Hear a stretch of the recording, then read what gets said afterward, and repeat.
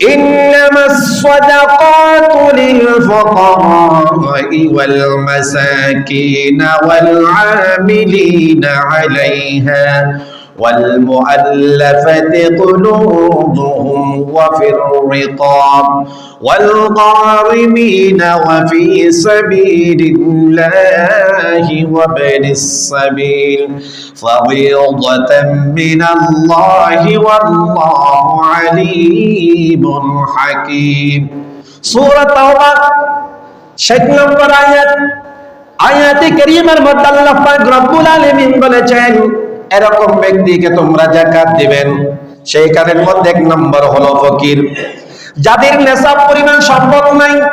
কথা বলেন, কত পরিমাণ? নেশাব পরিমাণ সম্পদ তাদের নাই, তাদেরকে বলা হয় ফকির। তাদেরকে বলা হয় কি? ফকির। কিন্তু তাদেরকে যাকাত দিবেন, ওরা যাকাত খাওয়া এবং নেওয়া প্রাপ্ত। সবাই বলি সুবহানাল্লাহ। দ্বিতীয় নম্বর মিসকিন ওয়াল মিসকিন, কোরআনের ভাষায় বলেছেন ওই মিসকিনকে তোমরা যাকাত দিবেন। যারা ওই মিসকিন, তাদের দুর্বল, টাকা পয়সা নাই, তাদেরকে ওই যাকাত দিবেন। তারা যাকাত খাওয়ার প্রাপ্ত, নেওয়ার উপযুক্ত হয়েছেন। 3 নম্বর আমিলিনা আলাইহা, আয়াতে কারীমের মধ্যে বলেছেন যাকাতের কাজে নিয়োজিত লোকদেরকে, যাকাতের কাজে নিয়োজিত লোকদেরকে, এটা কি বুঝলাম? কিছু বুঝি নাই। যাকাতের কাজে নিয়োজিত লোকদেরকে যাকাত দিবেন। সেই যুগের মধ্যে এলাকা থেকে যাকাত তোলার কিছু মানুষ ছিল।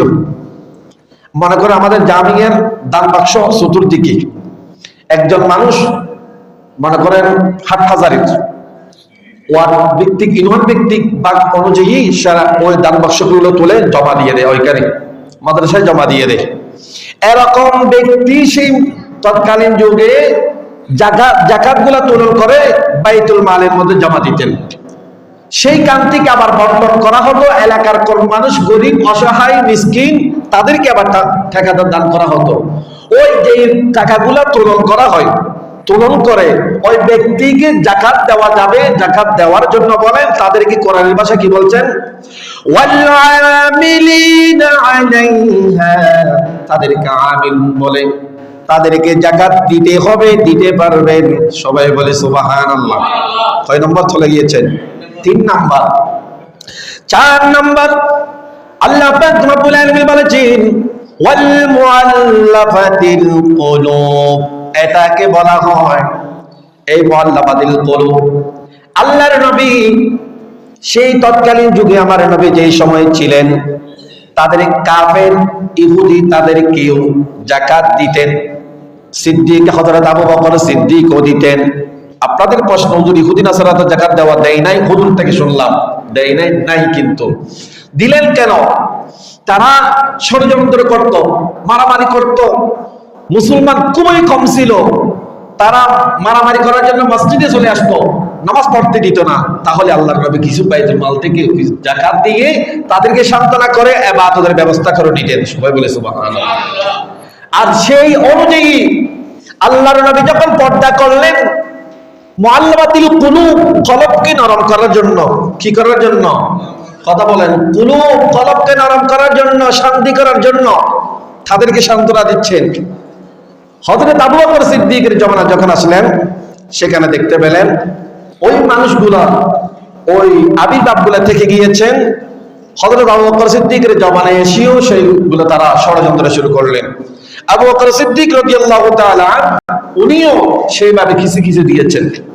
এখন যখন হযরত ফারুক আযম, হযরত উমর রাদিয়াল্লাহু তাআলা জমানায় আসলেন, উনি বলেন আমার থেকে আবার সাদাবাজি করবেন, আমার থেকে টাকা নেবেন, আবার তোমরা ইহুদি নাসারা ওই মুসলমানকে ষড়যন্ত্র করবেন, তোমাদেরকে কোনো টাকা দেব না।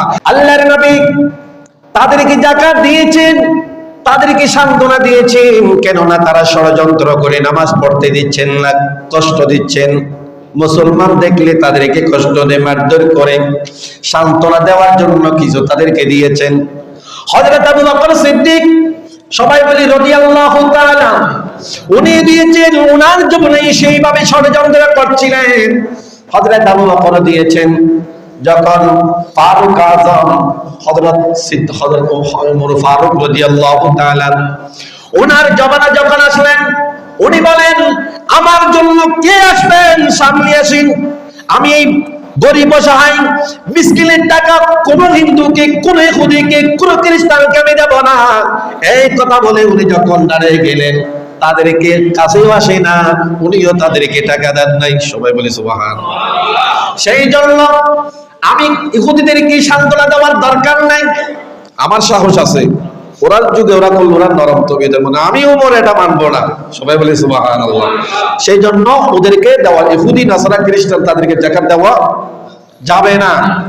তাহলে এইখানে নাম মুসলিম আছে, নাম মুসলিম তো তারা তো মুসলমান না, নতুন মুসলমান হয়েছেন বা মুসলমান হবে শতভাগ, ওরা এই 90-এর উপরে যদি 95% মুসলমান হবেন, নিজের ঘর থেকে বের হয়েছেন, কোন একটা জায়গার মধ্যে চলে গিয়েছেন, মুসলমান হবে কিন্তু এই যে হক নাই, তাদেরকেও দেওয়া যাবে। সবাই বলে সুবহানাল্লাহ। এটা আদেশ দিলেন কিসের জন্য? কিছু মানুষ ওনার পরিবার থেকে, ওনার এলাকা থেকে, ইনওয়ান থেকে উনি বের হয়ে গিয়েছেন, আমি আর ইহুদি ধর্ম, খ্রিস্টান ধর্ম, হিন্দু ধর্মের মধ্যে থাকবো না, আমরা এই সপরিবার বা 3 জন 2 জন 1 জন মানুষ এইখান থেকে আলাদা হয়ে অন্য দেশে, অন্য গ্রামে, অন্য থানায় চলে যাব, সেইখানে কোন একটা হুজুরের মাধ্যমে মুসলমান হয়ে যাব। এরকম ব্যক্তি যদি কোনো পেয়ে থাকেন, তাদেরকে যাকাত দেওয়া যাবে। 5 নাম্বার, দাস মুক্তির জন্য। দাস মানে সেই যুগের মধ্যে দাস বেচা কিনা করতেন, কারণ আমার ঘরের মধ্যে, ইহুদিদের ঘরের মধ্যে কোন মুসলমান কাজ করার জন্য নিযুক্ত অদক্ষয় করে নিতেন, কিন্তু টাকার কারণে ওনাকে বিক্রি করা হয়েছেন, ওনাকে মুক্তি করার জন্য, সেখান থেকে নিয়ে আসার জন্য তাদের ঘরে তার জন্য যাকাত দেওয়া তাদেরকে যাবে। সবাই বলি সুবহানাল্লাহ। 6 নাম্বার, ঋণগ্রস্ত মানুষ, অসহায় মানুষ, দুর্বল মানুষ, কিন্তু দেখতে লাগে উনি টাকাওয়ালা, এরকম ব্যক্তি আছে কিনা? দেখতে গায়ের জামা টামা দেখলে মনে করে ওনার থেকে অনেক টাকা আছে, কিন্তু উনি ঘরের মধ্যে এমন এই তরু তরকারি দিয়ে খানা পিনা খায়, কিন্তু এলাকার মানুষই জানে না, কষ্টের মধ্যে আছে। এক কথা শেষ, উপরে ফিটফাট, কত সুন্দর চলাফেরা, কত সুন্দর।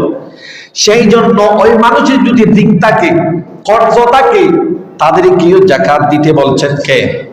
কথা বলেন কে? সেই জন্য এটা আমাদের খেয়াল রাখতে হবে। 7 নম্বর, আল্লাহর পথে যে যারা জিহাদের জন্য বের হয়েছেন, এখন তো বর্তমানে এটা নাই, কিন্তু হবে, এবার সামনে হবে। জিহাদের জন্য বের হয়েছেন, সেইখানের মধ্যে কোন দুর্বলে পড়ে গিয়েছেন, হাজারো কোটি টাকার মালিক হন, যে এখানের মধ্যে গিয়েছেন ওনার তো 1 টাকাও নাই, আর আমার থেকে টাকা দেওয়ার জন্য, যাকাত দেওয়ার জন্য আমার সম্পদ আছে, ওনাকে দানও করব, ওনাকে যাকাতও দিতে পারবো। সবাই বলি সুবহানাল্লাহ। কথা বুঝে যায়? এখন দুর্বল মানুষকে সাহায্য করবেন, পাশাপাশি ওনাদেরকে যাকাতও দিবেন।